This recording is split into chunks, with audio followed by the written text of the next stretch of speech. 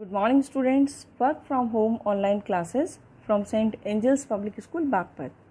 Student, today we are going to start the third poem, The Laburnum Top. The poem has been written by Ted Hesse.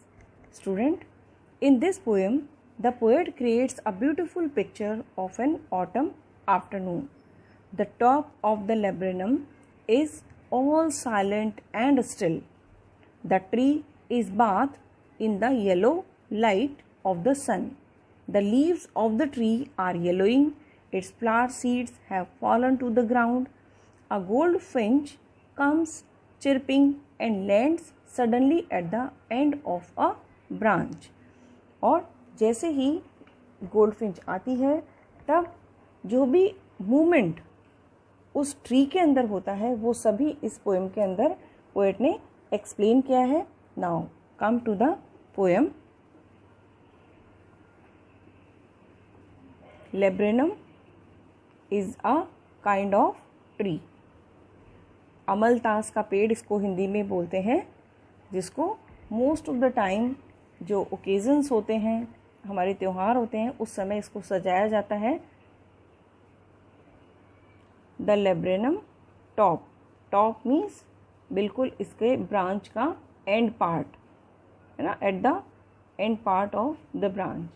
Is silent, quite still. Silent, silent means बिल्कुल शांत. Quite, quite again. Still, still means अपनी जगह बिना हिले हुए, motionless.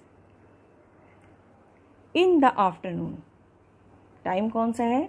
दिन का afternoon. Yellow September sunlight. Yellow September sunlight. Month भी आ गया हमारे पास कि कब की बात हो रही है. ये सितंबर के मंथ की बात है. It is the afternoon of a day in September. The sun is shining with its yellow light. और येलो लाइट के साथ सन की रोशनी पूरी उस पेड़ पर पड़ रही है. A few leaves yellowing, all its seeds fallen. A few leaves yellowing means अभी कुछ जो leaves हैं, कुछ जो पत्तियां हैं उस पेड़ की वो येलो हो चुकी हैं और उसके जो सारे सीड्स हैं, सारे जो बीज हैं, वो पहले ही नीचे गिर चुके हैं. तो poet here said the poet sees a laburnum tree bathed in the yellow sunlight. poet कहता है कि laburnum tree जो है पूरा एक तरीके से येलो सनलाइट के अंदर नहा रहा है. The top of the tree is all silent. इसका टॉप जो है बिल्कुल साइलेंट है. इट इज़ क्वाइट स्टिल, अपनी जगह बिल्कुल motionless. A few of the laburnum leaves are turning yellow. कुछ पत्तियां अब इसकी येलो होना शुरू हो गई हैं. And all the seeds in its flower have fallen to the ground. और जो इसके बीज थे इसके फ्लावर्स के अंदर वो पहले ही ज़मीन पर गिर चुके हैं. The poet here draws a lovely picture of laburnum tree as it looks on an autumn afternoon. और इन 3 लाइन्स के अंदर पोएट ने बहुत अच्छे से laburnum ट्री किस तरीके का दिखाई देता है उसको एक लवली पिक्चर उसका हमारे सामने रखा है.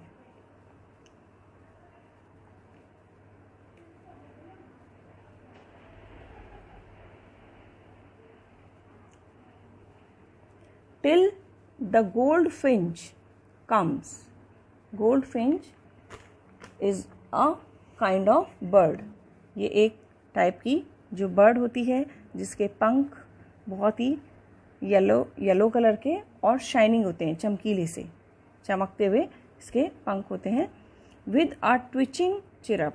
ट्विचिंग मीन्स एकदम से फड़फड़ाते हुए, अपने पंखों को फड़फड़ाते हुए. Chirp, chirp is a sound of ची ची जो बर्ड्स करती हैं वो sound. A sudden, a startlement at branch and. A sudden, sudden means अचानक से. स्टार्टलमेंट, स्टार्टल मीन्स चौंक जाना, सरप्राइज कर देना है ना. अचानक से एक सनसनी जो है वहाँ पर होती है.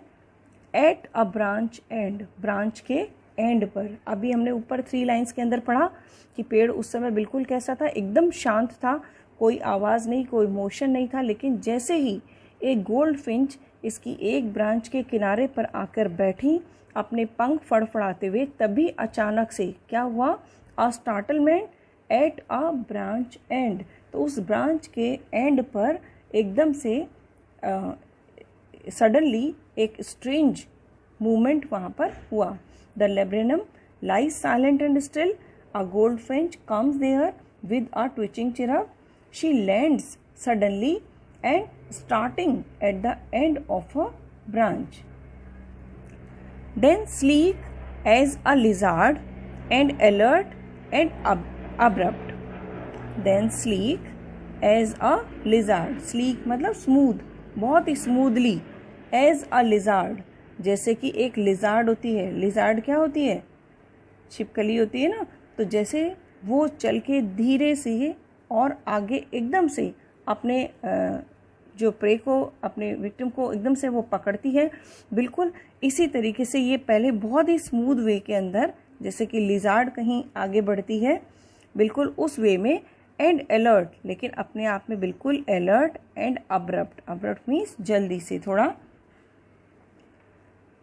Then very smoothly in the manner of a lizard she enters the thickness and a machine starts up. तभी थिकनेस मीन्स हमने देखा है कि जो ट्रीज़ होते हैं वो किनारे की साइड में थोड़े खुले खुले होते हैं, लेकिन जैसे जैसे हम उसके सेंटर को हम देखें तो वहाँ पर सारी ब्रांचेस जहाँ पर मिलती है वहाँ एक घनापन उस ट्री के अंदर आ जाता है ना। तो थिकनेस होती है वहाँ पर, क्योंकि ब्रांचेस एक दूसरे से टकरा रही होती हैं, आपस में जुड़ी हुई होती हैं। तो जैसे ही उसने उस थिकनेस में, जो पक्षी अपना घोंसला बनाते हैं वो कहाँ बनाते हैं, बिल्कुल किनारे वाली ब्रांच पर नहीं बनाते, कहाँ बनाते हैं, जहाँ पर थिकनेस होती है। तो जैसे ही वो अंदर जाती है, अ मशीन स्टार्ट्स अप, और एक मशीन जो है वो शुरू हो जाती है। As soon as she enter the thickness of the branches, she enters abruptly and remain alert as a lizard does, जैसे कि लिजार्ड करती है। हालांकि गई तो वो आगे जल्दी से और बिल्कुल अलर्ट रही।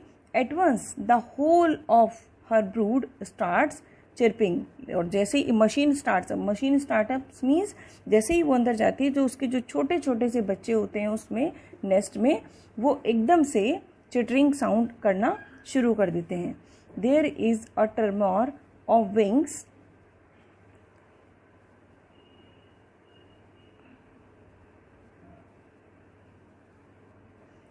Of chittering and of tremor of wings and trillings, और तभी वहाँ पर पूरा ट्रेमोर ऑफ विंग्स मीन्स एक थरथराहट, वाइब्रेशन, और ट्रिलिंग्स मीन्स ये भी वाइब्रेशन है उनके कांपने की और उनके फड़फड़ाने की।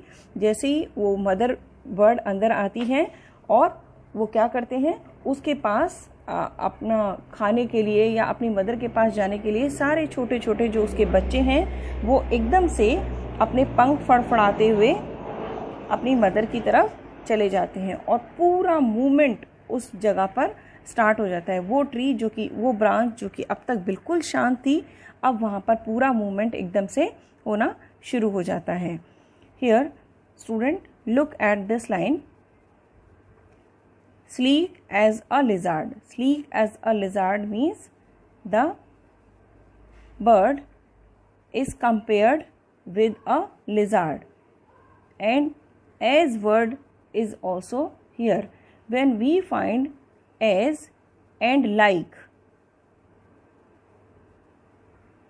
in the poem's line, as and like word exist in the poem's line and comparison is given, then the poetic device is simile.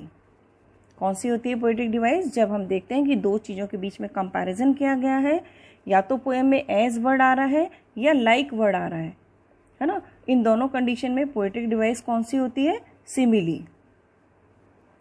और यहाँ पर she enters the thickness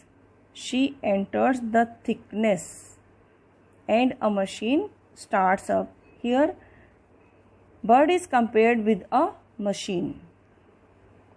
bird का अंदर जाना और बाद में वहाँ पर जो साउंड हो जाना है उसके बच्चों का, तो वो किससे कंपेयर किया गया है, एक मशीन से कंपेयर किया गया है, बट एज और लाइक वर्ड नहीं है इस लाइन में। नोटिस करिए आप कि इसमें एज और लाइक वर्ड नहीं है, तो यहाँ पर पोएटिक डिवाइस कौन सी है, मेटाफर। जहाँ पर कंपैरिजन दिया है एज और लाइक वर्ड आता है वहाँ है सिमिली, और जहाँ पर कंपैरिजन है टू थिंग्स के बीच में मोस्टली इक्वालिटी को लेके कंपैरिजन होता है, और जब ये कंपैरिजन दिया हुआ है लेकिन एज और लाइक वर्ड एग्जिस्ट नहीं करता, then it is metaphor. Student, mark the poem here. We will complete it in our next class. I hope you will understand better by doing your own reading. Thank you. Have a nice day.